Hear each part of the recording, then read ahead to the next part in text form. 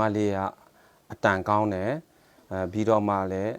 ရင်ကျေးလိမ်မှရှိတယ်ဒါကြောင့်ကျွန်တော်တို့ data မှာဒီလို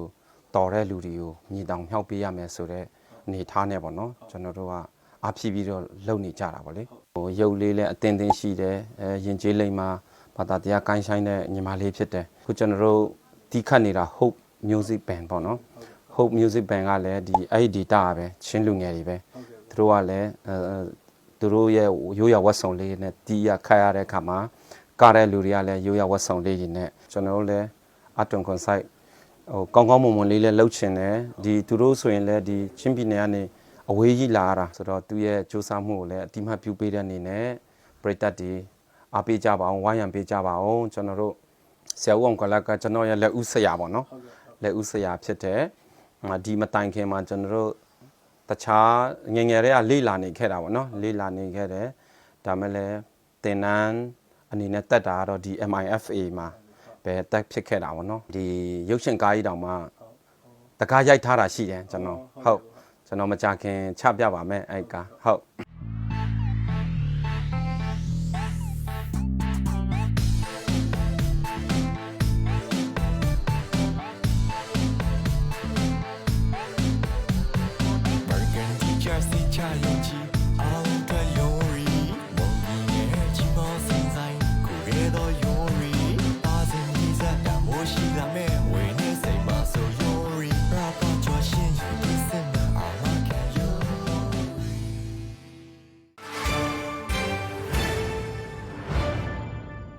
ကျွန်တော်က producer တောက်လျှောက်လုပ်လာတာပေါ့နော်ဒါမဲ့လည်းဒီ director ပိုးကငငယ်တည်းကရှိတယ်ဆိုတော့လေရှိတော့ဒီ director ဘက်ကိုစပြီးတော့ခြေလှမ်းလာတာပေါ့နော်စူးစမ်းနေတာပေါ့လေအတော်ကြီးမဟုတ်ပါမဲ့ဒီအောက်ခြေကနေစပြီးတော့လေ့လာနေတဲ့သဘောပါရိုက်တဲ့ MTV လေးကကျွန်တော်တို့ချင်းပြည်နယ်ကညီမလေးလိန်ဆိုဘိုလို့ခေါ်တဲ့လိန်ဆိုဘိုပေါ့နော်ဆိုတော့သူကတော့ဒီကျွန်တော်ချင်းပြည်နယ် dai data မှာအဆိုပြိုင်ပွဲရှိတယ်အဲအဆို LEC Youth Department ကကျင်းပတဲ့အဆိုပြိုင်ပွဲမှာဝင်နာပေါ့ဗျာအဲဝင်နာကိုကျွန်တော်တို့ကလုတ်ပေးတဲ့သဘောပေါ့နော်လုတ်ပေးတဲ့သဘောအနေနဲ့ကျွန်တော်ချင်းရိုးရဝတ်စုံလေးတွေနဲ့ကောင်းကောင်းလေးလုတ်ပေးနေတာပေါ့နော်ကျွန်တော်ကိုယ်တိုင်လာပြီးတော့လုတ်ပေးနေတာပေါ့လေဒီညီမလေးကအတန်ကောင်းတယ်ပြီးတော့မှလည်းရင်ကျေးလိမ်မှရှိတယ်ဒါကြောင့်ကျွန်တော်တို့ data မှာဒီလိုတော်တဲ့လူတွေကိုမြေတောင်မြှောက်ပေးရမယ်ဆိုတော့အနေထားနဲ့ပေါ့နော်ကျွန်တော်တို့ကအဖြစ်ပြီးတော့လုပ်နေကြတာပေါ့လေဒီညီမလေးကဒိုင်းလူမျိုးပေါ့နော်ဒိုင်းထဲမှာမှရုပ်လေးလည်းအတင်းရှိတယ်ရင်ကျေးလိမ်မှဘာသာတရားကိုင်းဆိုင်တဲ့ညီမလေးဖြစ်တယ်ဒါကြောင့်မလို့ဒီသူတို့ Youth Department ပေါ့နော်အဲ့ဒီ data လူငယ်ဌာနမှာအကြီးအကဲတွေပေါ့ဗျာဒီသူတို့ကိုယ်တိုင်လိုက်လာပြီးတော့မှဒီအကပေါ့နော်ချင်းပြည်နယ်အကလေးတွေချင်းအကလှလေးတွေနဲ့ရိုးရာဝတ်စုံလေးတွေနဲ့သူတို့ကနောက်ကနေကမယ်ရှေ့ကညီမလေးကဆိုမယ်ဗျာအဲ့လိုမျိုးလေးပေါ့ပြီးရင်လည်းဒီထူးခြားမှုအနေနဲ့ခုကျွန်တော်တို့တီးခတ်နေတာ Hope Music Band ပေါ့နော် Hope Music Band ကလည်းဒီအဲ့ဒီ data ပဲချင်းလူငယ်တွေပဲသူတို့ကလည်းသူတို့ရဲ့ရိုးရာဝတ်စုံလေးနဲ့တီးရခတ်ရတဲ့အခါမှာကားတဲ့လူတွေကလည်းရိုးရာဝတ်စုံလေးတွေနဲ့ဒီလိုမျိုးပေါ့နော်ပြောချင်တာကတော့ဒီရိုးရာအရန်လှတာတို့ဘာတို့ test ကိုရိုးရာကိုဝက်ဆင်ပြီးတော့ဖန်တီးခွင့်ရတဲ့ရတာပေါ့နော်ဒါလေးကိုကျွန်တော်တို့ကချပြချင်တာကျွန်တော်တို့ဒါလေးတွေကျွန်တော်ရိုးရာဖြစ်ပါတယ်ဆိုတဲ့ဟာလေးကျွန်တော်ချင်းလူမျိုးဒီမှဒါမျိုးဒီမချပြဘူးဆိုရင်လည်းသူကလူကမတိဘူးလေအဲ့လိုကြောင့်ဒီကိုရိုးရာဝက်စုံလေးနဲ့အကလေးတွေနဲ့အဲ့လိုမျိုးတချင်းကလည်းဒီကိုဒေတာလူတွေရေးတဲ့တချင်းအဲ့လိုမျိုးလေးပေါ့ဗျာကျွန်တော်လည်းချင်းဆိုတော့လည်းချင်းပေါ့နော်တီးခတ်တဲ့လူတွေလည်းချင်းနေပေါ့အဓိကကျွန်တော်တို့ချင်းတွေကဒီပြောမယ်ဆိုရင်တော်နဲသေးတာပေါ့နော်ဒါရိုက်တာလောကမှာရောအဆိုပိုင်းမှာတော့နည်းနည်းရှိပါတယ်လူရှိပါတယ်ဒါမဲ့ဒီတရုပ်ဆောင်ပိုင်းဒီ music band ကြီးကြတော့လဲနည်းနေသေးတာပေါ့နော်ဒါကြောင့်အခု Hope Music Band ဆိုရင်လဲလူငယ်လေးတွေပဲအသက်လေးတွေပေါ့ဗျာသူတို့စဖွဲ့တယ်အဲ့လိုလေးနဲ့ကျွန်တော်နိုင်တဲ့လောက်ဝိုင်းကိုကြီးပန့်ပိုးတဲ့သဘောပါဒီနေ့ရိုက်တာတော့ဒီတချင်းကနောက်2ပတ်လောက်ကြာရင်ကျွန်တော်တို့ဒီထွက်လာမယ်လို့ယုံကြည်တာပေါ့လေကျွန်တော်တို့လည်းအတွန်ကွန်ဆိုင်ကောင်းကောင်းမွန်မွန်လေးလည်းလှုပ်ချင်တယ်ဒီသူတို့ဆိုရင်လည်းဒီချင်းပြည်နယ်ကနေ အဝေးကြီးလာတာသူတို့လည်းကြိုးကြိုးစားစားဆွန်းဆွန်းစားစားနဲ့ဒီကိုရောက်လာကြတယ်ဆိုတော့ကျွန်တော်တို့လည်းအချိန်ယူပြီးတော့တီးဖြတ်အောင်မယ်ရိုက်ကူးမှုတွေလည်းမရက်သေးဘူးပေါ့နော်ဟိုဒီထက်အကောင်းဆုံး quality နဲ့ကျွန်တော်တို့ဟိုလှုပ်ပေးချင်တာပေါ့လေအဲကြောင့်မလို့2 ပတ်နဲ့3 ပတ်လောက်တော့ကြာအောင်မယ်ကိုကျွန်တော်က MIFA ပေါ့နော်မြန်မာ International Film Academy မှာတက်ရောက်ခဲ့ပါတယ်ဟို2024တုန်းကပေါ့နော်အဲဒီမှာကိုစင်အောင်နိုင်ငံကျော်ကြီးကိုစင်အောင်နဲ့ classmate ပေါ့ဗျာကျွန်တော်တို့ရှိမှာကတော့ဒီဆိုင်ခတ်လှိုင်တို့မိုးဟေကိုတို့မေ Grace တို့တကယ်ဆရာကြီးဒီပေါ့နော်ဆိုင်ခတ်လှိုင်တို့ဆိုလဲဒီနိုင်ငံမှာဟိုပါပေါ့တကယ် top ကပေါ့နော်သူရိုက်တဲ့ရုပ်ရှင်ဒီသူဆိုတဲ့တခြင်းတွေဆိုလဲခုချိန်ဒီကျွန်တော်တို့အဲထဲမှာရင်ထဲမှာရှိနေတာ哦ဆိုတော့ကျွန်တော်တို့ senior တွေကိုအားကြတော့ကျွန်တော် MIFA ကိုရောက်သွားတယ်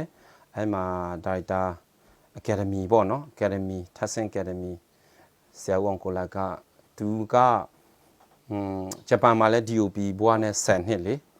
10နှစ်အဲ့ဒီအတွေ့အကြုံတွေကိုကျွန်တော်တို့ချပြတယ်စာတွေ့ရောလက်တွေ့ရောဟိုတေချာလေးရှင်းပြတယ်အဲ့မှာဆိုရင်ကိုစင်အောင်နဲ့ကျွန်တော်နဲ့ကတစ်ဖွဲ့ပေါ့ဗျာclassmate တွေတော့များတာပေါ့နော်မရအဲ့ချိန်မှာပဲကိုစင်အောင်ကလည်းဖနက်ကိစ္စပေါက်သွားတဲ့ချိန်လေအဲ့ချိန်တုန်းကကျွန်တော်တို့ဟုတ်တယ်အဲ့တော့အတူတက်နေကြတာအဲ့တင်နာမှာခုနလိုပေါ့စာတွေ့လက်တွေ့တင်ရတယ်ဇလန်တွဲတွေဆိုရကျွန်တော်ဥဆောင်ပြီးတော့ကျွန်တော်ဒါရိုက်တာစလိုင်းမီပေါ်ပေါ့ဗျာအဲ့ဒီဟာနဲ့ဇလန်တွဲလေးတွေလည်းကျွန်တော်ရိုက်ခဲ့တယ်အဲ့ဒီတင်နာမှာပေါ့နော်ဆိုတော့ဆရာဦးအောင်ကိုလက်ကတော့မိဘတဖွဲပေါ့ဆရာဆိုတဲ့ဟာထက်မိဘတဖွဲကျွန်တော်တို့အခုချိန်ထိလိုအပ်တဲ့လိုင်းညွှန်မှုပေးတယ်လိုအပ်ရင်မေးလို့ရတယ်ပေါ့နော်ဟိုကျွန်တော်တို့ကအခုချိန်ထိဆွဲခေါ်ပေးပါတယ်ဆရာဦးအောင်ကိုလက်ကတော့ဟုတ်ဆရာဦးအောင်ကိုလက်ကကျွန်တော်ရဲ့လက်ဦးဆရာပေါ့နော်လက်ဦးဆရာဖြစ်တယ်ဒီမတိုင်ခင်မှာကျွန်တော်တို့တခြားငယ်တွေကလေ့လာနေခဲ့တာပေါ့နော်လေ့လာနေခဲ့တယ်ဒါမဲ့လည်းတင်နန်းအနေနဲ့တက်တာကတော့ဒီ MIFA မှာပဲတက်ဖြစ်ခဲ့တာပေါ့နော်ဒီရုပ်ရှင်ကားကြီးတောင်မှတကားရိုက်ထားတာရှိတယ်ကျွန်တော်ဟုတ်ကျွန်တော်မကြခင်ချပြပါမယ်အဲ့ကားဟုတ်ဟိုဇလန်တွဲအတူဒီ short film တွေကတော့ကျွန်တော်ရိုက်ခဲ့တာပေါ့နော်တင်နန်းမာတွေရောတောက်လျှောက်ရိုက်ခဲ့ပါတယ်ဒါမဲ့ရုပ်ရှင်ကားကြီးအနေနဲ့ကတော့အခုမကြခင်ထွက်လာမဲ့ကားကြီးပေါ့နော် horror ကားလေးကားကြီးပေါ့အဲ့ဒါလေးယုံတင်ဖို့ရှိရယ်ဟောကျွန်တော်ကိုယ်တိုင်ဒါရိုက်တာလုပ်ပြီးတော့မှဟိုအဲ့လိုမျိုးပေါ့ကွာစူးစမ်းထားတာလေးတော့ရှိတယ်အဲ့လေးထွက်လာရင်လည်းအတိပေးပါမယ်အားလုံးဝိုင်းရန်အားပေးကြပါအောင်ရွှေလင်းယုံကကျွန်တော်တို့အခုဒီ music MTV အခုရိုက်နေရပါတော့ဒါလေးရိုက်ပြီးရင် next project အနေနဲ့ဟိုပါပေါ့ကိုရှင်မွေလာနဲ့တရုတ်ဆောင်ရှင်မွေလာနဲ့ပဲဒီ Fifi Mara ရဲ့ MTV လေးရိုက်ဖို့ရှိတယ်ပြီးတော့ကြာမှဒီ Iron Cross နဲ့ကျွန်တော်တို့တွဲလုံးနေတဲ့ဟာလေးရှိတယ်အဲ့ဒါလေးလဲဆက်ချင်းစမောင်ကိုယ်တိုင်တရုတ်ဆောင်ပေးမယ်ဆိုတော့သူအားတဲ့ချိန်ကိုကျွန်တော်စောင့်နေရပါတော့ကျွန်တော်တို့ agreement လည်းရပြီးပြီညှိနှိုင်းမှုပြီးပြီ Iron Cross နဲ့ဆက်ပြီးတော့ရိုက်ဖို့ရှိတယ်ပြီးတော့ကြာမှလည်းဒီဘောနော်မိုးရဒီအလဲပိုင်းလောက်မှာတော့ဇလန်တွဲတွဲရိုက်ဖို့ရှိတယ်အဲ့ဇလန်တွဲပြီးရင်တော့ကားကြီးတကားကင်ဖို့ရှိရပါတော့ project ဒီကတော့ဒီလအလိုက်တော့ဆက်နေတာပေါ့လေလောလောဆယ်တော့တခုပြီးတခုဖြည်းနဲ့မှန်လေးပေါ့ဗျာ